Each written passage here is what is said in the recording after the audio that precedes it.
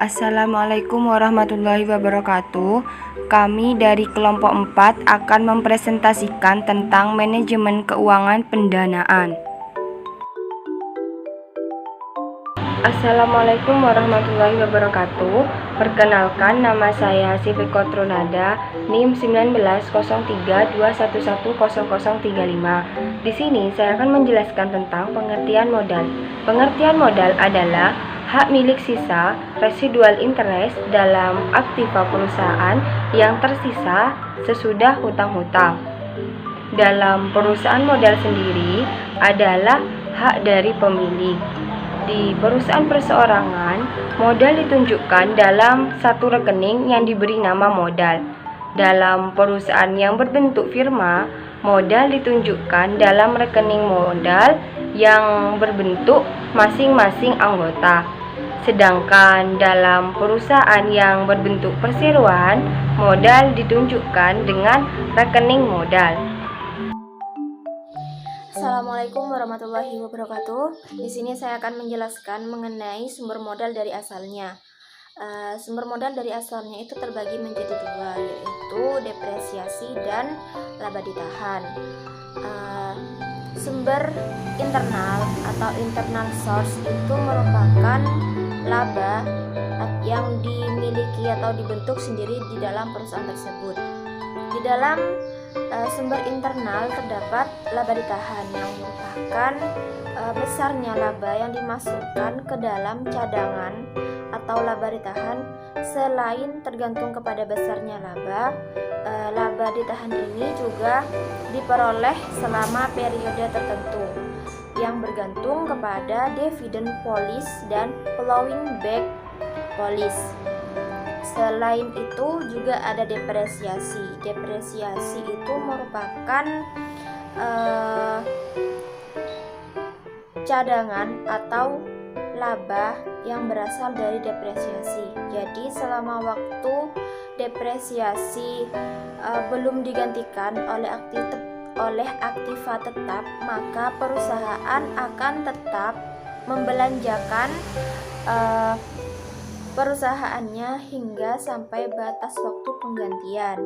Selanjutnya itu ada sumber eksternal. Sumber eksternal di sini merupakan sumber yang berasal dari luar perusahaan. Jadi dana yang berasal dari sumber eksternal adalah dana yang berasal dari para kreditur dan pemilik, peserta atau pengambil bagian di dalam perusahaan. Sumber-sumber penawaran modal menurut cara terjadinya. Sumber penawaran modal selain ditinjau dari asalnya, dapat pula ditinjau dari cara terjadinya. Menurut Rianto 2015, ditinjau dari cara terjadinya, sumber penawaran modal dapat disebutkan sebagai berikut, yaitu yang pertama, tabungan. Tabungan adalah pendapatan yang tidak dikonsumir. Tabungan dapat digunakan untuk keperluan konsumsi dan dipergunakan untuk keperluan investasi. Tabungan yang digunakan untuk kepentingan konsumsi tidak memperbesar dana modal, sedangkan tabungan yang digunakan untuk investasi dapat memperbesar dana modal. Yang kedua, yaitu penciptaan atau kreasi uang atau kredit oleh bank. Sebagai sumber kedua dari penawaran modal adalah penciptaan atau kreasi uang atau kredit oleh bank. Yang dapat menciptakan uang itu tidak hanya bank sirkulasi saja, tetapi juga bank-bank dagang dengan menciptakan uang real. Yang ketiga yaitu intensifikasi penggunaan uang. Sebagai sumber ketiga dari penawaran modal itu intensifikasi dari penggunaan uang. Cara ini dapat dilakukan oleh bank dengan meminjamkan uang kembali, uang-uang yang dipercayakan atau disimpan oleh masyarakat di bank.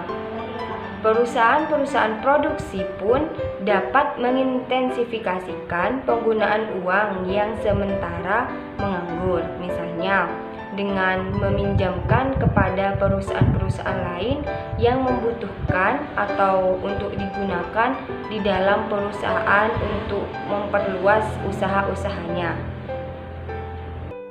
Assalamualaikum warahmatullahi wabarakatuh. Perkenalkan, saya Ranis Wahyuni, angkatan 2019, NIM 32 kelas B. Di sini saya akan menjelaskan mengenai debt financing atau pendanaan hutang.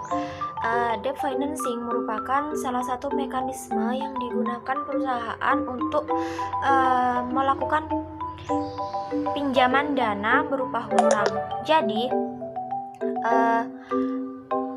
pendanaan hutang itu didapat dari pihak luar perusahaan internal. Yang memberikan hutang disebut dengan kreditor. Jadi dia berhak untuk mengembalikan uang berupa hutang pokok dan bunganya. Di dalam debt financing, perusahaan hanya memiliki kewajiban untuk membayarkan hutang pokok dan sisa bunga, sehingga saham yang mereka miliki tidak berkurang. Di dalam debt financing atau pendanaan hutang juga terdapat kelebihan, diantaranya pertahanan kontrol perusahaan tidak terintervensi, saham yang dimiliki perusahaan tidak berkurang, dan yang ketiga adalah perencanaan untuk pendanaan hutang itu lebih mudah. Di dalam pendanaan hutang ada jangka waktu yang akan diberikan seorang kreditor kepada perusahaan, di mana yang pertama yaitu ada jangka waktu pendek, di mana pembayaran hutang kepada kreditor itu dalam jangka waktu 1 tahun. Sedangkan untuk jangka waktu menengah, pembayaran hutang yang dibayarkan oleh perusahaan kepada kreditor itu sekitar 1-5 tahun. Sedangkan untuk yang jangka waktu lama atau panjang itu sekitar lebih dari 5 tahun. Di dalam debt financing juga terdapat pemberi hutang, yaitu investor, obligasi, dan dari pihak luar perusahaan, bisa juga dengan hutang bank. Warahmatullahi wabarakatuh. Perkenalkan, saya Faridatul Jana dengan NIM 1903211000029. Di sini saya akan menjelaskan materi tentang pendanaan ekuitas dan investasi bisnis. Pertama, materi yang akan saya sampaikan adalah pendanaan ekuitas. Pendanaan ekuitas merupakan salah satu jenis pendanaan yang terdapat di sebuah perusahaan yang dananya berasal dari penjualan saham perusahaan. Seperti itu. Pendanaan ekuitas ini termasuk ke dalam salah satu contoh external financing. Karena apa? Dalam pendanaannya, proses pendanaannya itu melibatkan pihak-pihak luar selain pihak perusahaan, yaitu investor.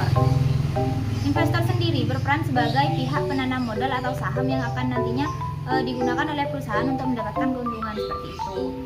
Nah, pendanaan ekuitas ini memiliki beberapa keuntungan dan kelemahan. Keuntungannya yang pertama adalah pihak perusahaan bisa mendapatkan pendanaan dari investor. Nah, pendanaan ekuitas ini merupakan salah satu pendanaan yang bersifat jangka panjang. Karena apa? Dana yang sudah ditanamkan sebagai saham nantinya akan menghasilkan keuntungan baik bagi perusahaan maupun bagi investor itu sendiri. Kelebihan yang terakhir adalah bisa menambah channel investor antara perusahaan-perusahaan lain.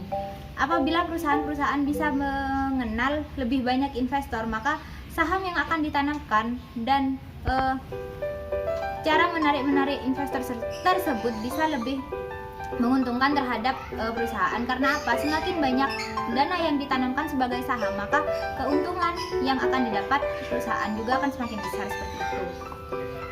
Setelah membahas tentang kelebihan, yaitu selanjutnya adalah kelemahan dari pendanaan ekuitas.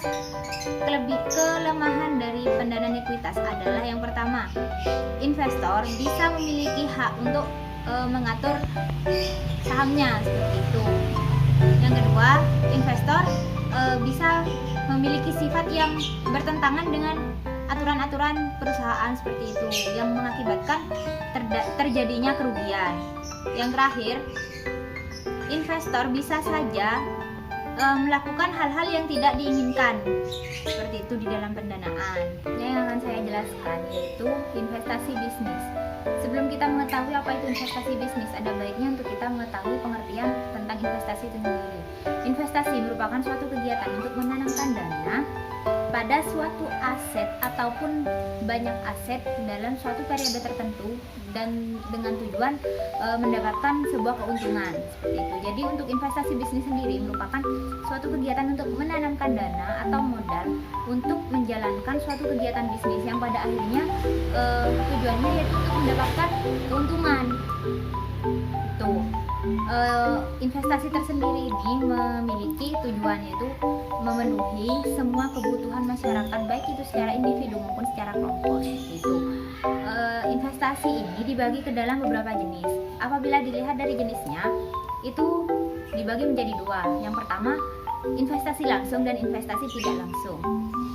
Jika dilihat dari karakteristiknya, investasi dibagi menjadi 4. Yang pertama, investasi swasta, investasi publik terhadap swasta, dan investasi kerjasama antara negara-negara seperti itu. Namun di dalam investasi bisnis tersebut yang akan dibahas yaitu investasi berdasarkan jenisnya. Yang telah saya sebutkan yaitu yang pertama, investasi langsung dan investasi tidak langsung. Investasi langsung disebut dengan aktiva real. Kenapa bisa seperti itu? Karena jenis investasinya dapat dilihat secara fisik. Contohnya gedung, tanah, peralatan seperti kendaraan bermotor ataupun faktor-faktor produksi lainnya seperti itu. Untuk investasi tidak langsung itu bisa berupa dana, bukan faktor produksi. Nah, antara investasi langsung dan tidak langsung ini dapat digunakan oleh perusahaan untuk menjalankan sebuah aktivitas bisnis seperti itu. Investasi ini mereka dapatkan dari seorang investor-investor, baik itu investor di dalam negeri maupun di luar negeri seperti itu. Jadi untuk investasi bisnis sendiri lebih terfokus pada investasi langsung dan investasi tidak langsung. Investasi langsung disebut dengan aktiva real, sedangkan investasi tidak langsung disebut dengan aktiva finansial seperti itu. Untuk pembahasan investasi bisnis ini terdapat beberapa proses. Yang pertama, menentukan tujuan investasi itu sendiri. Apa tujuan utama seorang investor melakukan investasi seperti itu. Yang kedua, melakukan analisis